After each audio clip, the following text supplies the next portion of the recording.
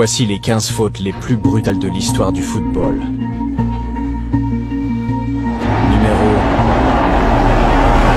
15. En numéro 15, la faute a été commise par un joueur normalement connu pour être un bon gars. C'était lors du dernier match de la phase de groupe de la Ligue des Champions de l'UEFA. Le Bayern de Munich contre l'Ajax d'Amsterdam. Les deux équipes donnent le meilleur d'elles-mêmes et marquent chacune un but. Cependant, à la 75e minute, le chaos a éclaté sur le banc de l'Ajax. Müller a tenté d'effectuer une longue passe avec un coup de pied haut et n'a pas vu le joueur de l'Ajax qui voulait reprendre le ballon de la tête. Le joueur du Bayern a directement frappé Tagliafico au front avec les crampons de sa botte, provoquant une lacération. Tagliafico a dû être soigné sur le terrain, mais il a heureusement pu continuer et terminer le match. Müller, en revanche, a reçu un carton rouge et a dû prendre une douche avant la fin du match. La faute était assez violente mais involontaire. Cependant, nos 3 premières fautes sont sans aucun doute des fautes brutales. La 14e. Lors de la Coupe du Monde 1990 qui s'est déroulée en Italie, le Cameroun a surpris tout le monde en battant l'Argentine, championne en titre, par un but à 0 lors du match d'ouverture. Mais il y a eu une scène de ce match que le monde du football n'oubliera jamais. Juste avant la fin du match, Claudio Caniggia a lancé une dernière contre-attaque. Lors de ce tacle, sa chaussure s'est même envolée. Massing a été directement expulsé, et cette faute a été considérée comme l'une des pires de l'histoire de la Coupe du Monde. En effet, le football est une affaire d'émotion et, dans certains cas, les esprits s'échauffent rapidement. 13e faute. Notre prochaine faute est commise par un joueur connu principalement pour sa défense agressive et son comportement antisportif. En quart de finale de la Coupe du Roi espagnol, le FC Barcelone, avec sa superstar Messi, affronte son grand rival, le Real Madrid. La course de Messi vers le but, comme d'habitude, n'a pu être stoppée que par une faute. Alors que Messi était au sol, Pepe a fait ceci. Il lui a marché sur la main.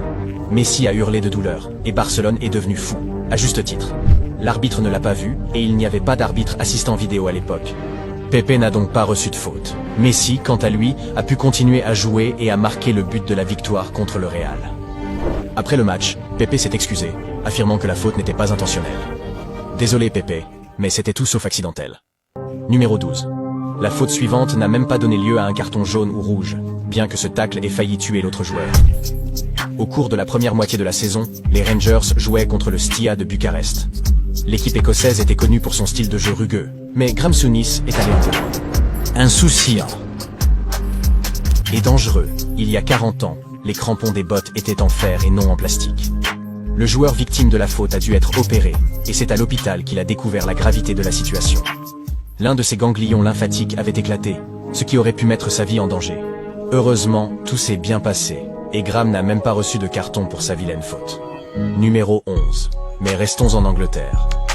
La Premier League est réputée pour être un peu plus physique, et John Terry était connu pour être l'un des défenseurs les plus coriaces.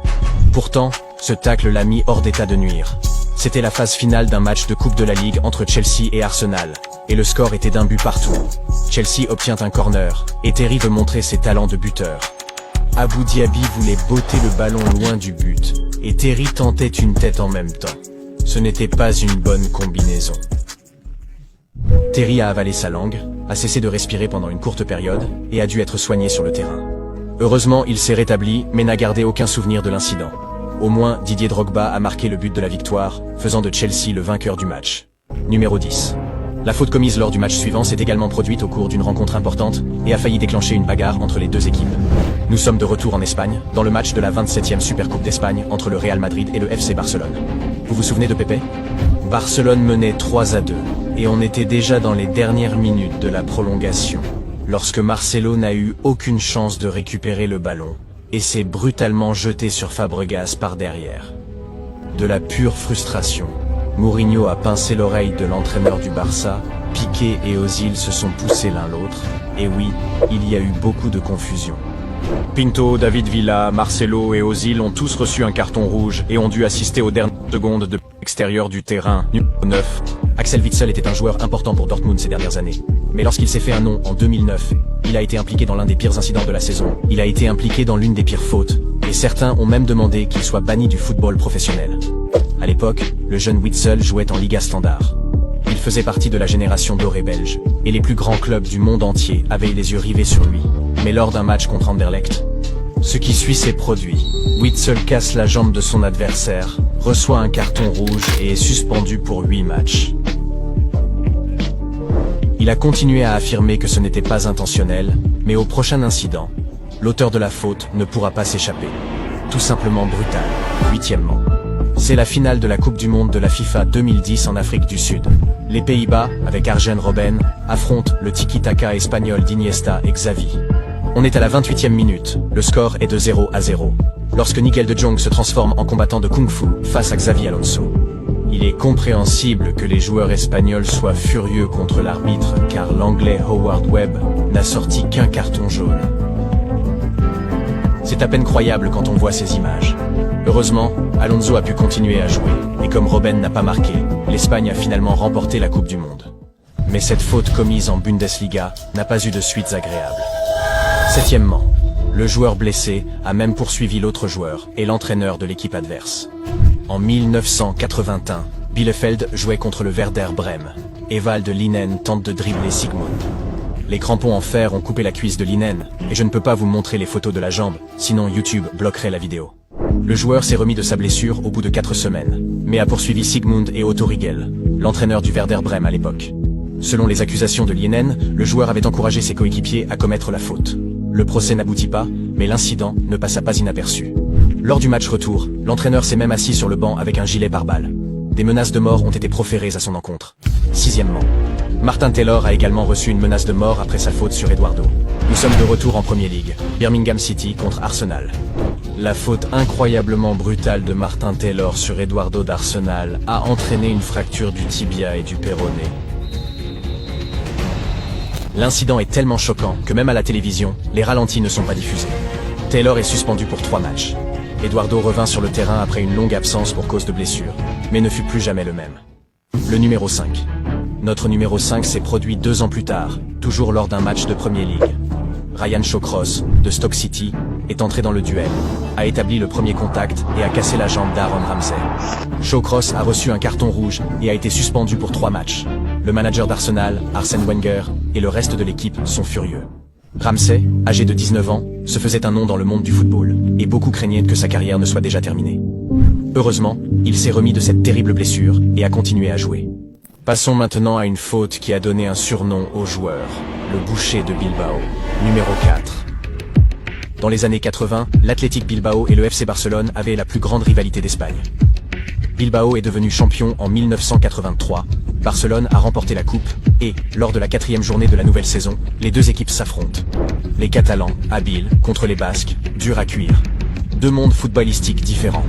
Le score est déjà de 2-0 pour le Barça lorsque Maradona reçoit le ballon au milieu du terrain. Goicoechea s'élance brutalement par derrière et brise les chevilles de Maradona, âgé de 25 ans. Maradona a dû rester à l'écart du jeu pendant plusieurs mois et Goicoechea a reçu une suspension de 18 matchs. Nous avons atteint le top 3 et nous sommes de retour en Premier League. Numéro 3. En 2006, Manchester City a joué contre Portsmouth. Après un coup de pied de coin, Mendes, joueur de Portsmouth, se précipite pour dégager le ballon. Ben Thatcher lui assène un coup de coude au visage sans raison. Mendes a perdu connaissance et a dû être soigné sur le terrain, puis transporté à l'hôpital. Ce qui est absurde, c'est que Thatcher n'a reçu qu'un carton jaune. Que faut-il faire pour recevoir un carton rouge en Angleterre? Plus tard, il a été suspendu par la Football Association pour 8 matchs, et condamné à une amende par son propre club, qui lui a retiré 6 semaines de salaire en guise de punition. Il n'est pas juste de frapper les autres lorsqu'on est en colère, mais il est tout à fait acceptable d'appuyer avec force sur le bouton abonnement. Passons maintenant à un moment classique du football. Le numéro 2, France contre Allemagne. En 1982, les deux équipes se sont rencontrées en demi-finale de la Coupe du Monde, et la rencontre a été sans pitié. Soudain, une bonne occasion se présente pour la France. Le gardien Schumacher se jette sur Battiston et l'assomme d'un coup puissant. Le joueur perd plusieurs dents et se blesse à la colonne vertébrale. Une des pires fautes de tous les temps. Schumacher n'avait aucune chance de toucher le ballon, et il semble qu'il voulait juste assommer le joueur français. Mais le plus absurde, c'est qu'il n'a pas reçu de carton. Il n'a reçu aucun carton, pas même un jaune. L'Allemagne a remporté la demi-finale, mais s'est ensuite inclinée en finale face à l'Italie. Notre première faute, peut-être la plus brutale jamais commise, s'est produite en Angleterre. Sommes-nous vraiment surpris? Numéro 1. Septembre 1997. Manchester United joue contre Leeds. Roy Keane et Alf Inge Haaland, ou plutôt le père d'Erling Haaland, s'affrontent à plusieurs reprises pendant le match. 5 minutes avant la fin, Keane voulut faire un croche-pied à Haaland, mais il se blessa. Haaland se penche sur lui et lui crie d'arrêter de simuler une blessure, mais Keane ne simule pas. Il s'est déchiré le ligament croisé et doit rester blessé pendant une longue période.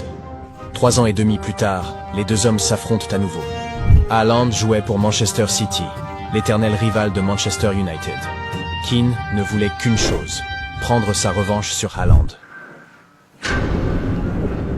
Il reçut un carton rouge et une suspension de 3 matchs, ainsi qu'une amende de 5000 livres.